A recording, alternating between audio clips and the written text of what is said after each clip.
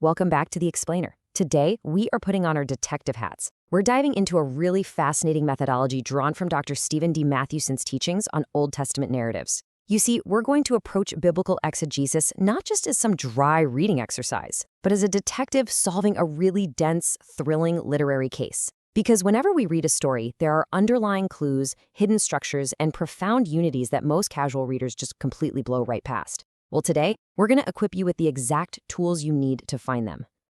Here's a quick look at our roadmap for today. We'll be covering the two types of setting, the literary context, finding the big idea, subject and complement, and finally, vision and depravity. All right, let's jump right into part one, two types of setting. When we're investigating any text, we really can't understand an event until we understand its environment, right? We have to look at both the immediate location and the larger timeline. Just imagine you're a historian analyzing the Battle of Gettysburg. If you only look at the micro setting, July 1st through 3rd, 1863, and the physical topography of Cemetery Ridge, you are literally only getting half the story. To truly grasp its massive impact, you have to zoom out to the macro setting. You have to understand its position right smack in the middle of the American Civil War from 1861 to 1865. It's that macro setting that tells us, hey, this was the turning point. Now, this dual nature of setting is perfectly contrasted when we read ancient texts. On one hand, we've got the historical and cultural setting, the physical geography, the time of year, the politics of the day. But on the other hand, we have the literary setting. And this asks a totally different but critical question. Where does this specific narrative actually show up in the flow of the book? Both of these are absolutely crucial if we want to uncover the author's true intent. And here's the thing about those physical details in the historical setting, they are rarely just background noise. They are massive, flashing neon clues pointing to spiritual realities. Take a look at 2 Kings, for example. The prophet Elijah demands authority from the top of a hill pulling down fire. That elevated position, it's not just a random hill. It symbolizes his supreme authority as God's spokesman over the king. Or think about the book of Ruth. Elimelech leaves Israel from Moab to escape a famine. But by leaving Israel, he's essentially abandoning the covenant community. That physical movement is a huge red flag signaling a much deeper spiritual problem. Okay, moving right along to part 2, the literary context. Now that we've got a handle on the historical setting, let's really dig into the literary context. This visual sandwich is honestly one of my absolute favorite examples. Over in 1 Samuel, there's a story where David is deeply, deeply tempted to take revenge on this foolish guy named Nabal. Now, on its own, sure, it's a great story, but look at its literary placement. The Nabal story is sandwiched directly between 2 completely separate stories where David miraculously spares the life of his greatest enemy, King Saul. That literary placement completely amplifies the tension. It shows us that David had the spiritual presence of mind to spare the Lord's anointed king, but he really, really struggled to spare a fool. It tells us David still had a lot of growing up to do. Literary setting is also amazing at solving mysteries that completely confuse casual readers. Take Genesis 38, the story of Judah's moral failures. A lot of critics read that and think it's just this incredibly rude interruption right in the middle of the famous Joseph narrative. I mean, one British interpreter even called it like a dog among 9 pins, just knocking everything over and making a mess. But when we use our literary investigation skills, we realize this isn't an interruption at all. It very deliberately sets up Judah as a contrasting foil to Joseph. While Joseph demonstrates unbelievable self-control in Potiphar's house in the very next chapter, Judah gives in to his worst desires. The placement is 100% intentional. Which brings us to part 3, finding the big idea. So after gathering all our clues from the setting and context, we have to shift gears. We go from analyzing to concluding. We need to find the story's ultimate motive.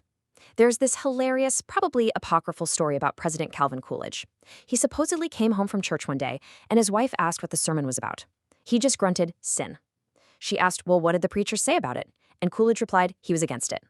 When we analyze literature, we absolutely cannot settle for a lazy one-word topic like sin or grace. That tells us literally nothing about the author's actual specific message. We aren't looking for a broad, generic topic. We are looking for the big idea. Think of this as the central peg that holds the entire narrative together. We need to ask, what is the single, driving theological message or ethical thrust the writer is trying to communicate? As detectives, we need to train ourselves to distill all those analytical clues we just gathered into one crystal clear unifying center. Let's break down how to actually build that in part 4, subject and complement. To crack the case of the big idea, we're going to rely on a brilliantly simple two-part formula championed by the late Haddon Robinson. First up, the subject of a text must always, and I mean always, be stated as a specific journalistic question. You can't just say, the subject is David's adultery. No way. You have to ask, what does David have to learn about responding to the grace of God? You must frame the subject using who, what, why, when, where, or how.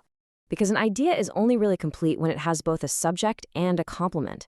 It's an engine, really. The subject asks the specific question, and the complement provides the specific answer.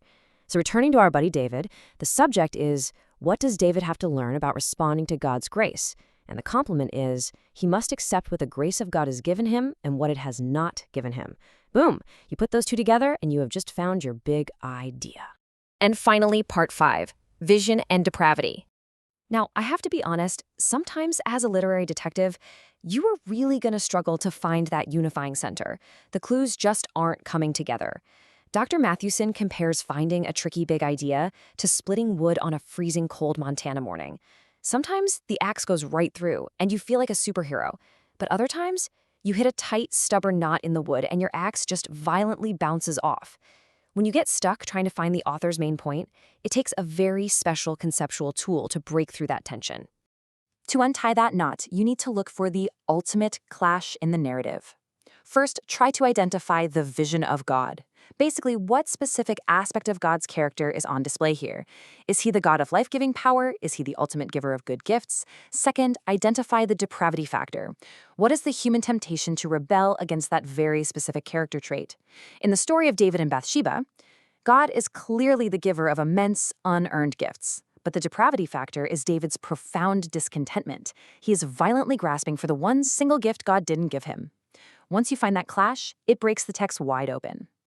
Ultimately, folks, we have to synthesize all our clues to convert the ancient, historical lesson into a timeless truth that matters today. We start with the exegetical idea, which is stuck in the past. It uses historical names like David, Abraham, or Israel. But then we must translate that into a homiletical idea, or a preaching idea. We take what David learned and ask the so what question. How does this apply to God's people right now? We make the crucial shift from David learned to we must learn. And that brings us to the end of our roadmap. We've explored physical and literary settings, we've learned how to dodge lazy conclusions, and we figured out how to swing the axe right at the knot of a text using the subject and complement. So I leave you with this final thought.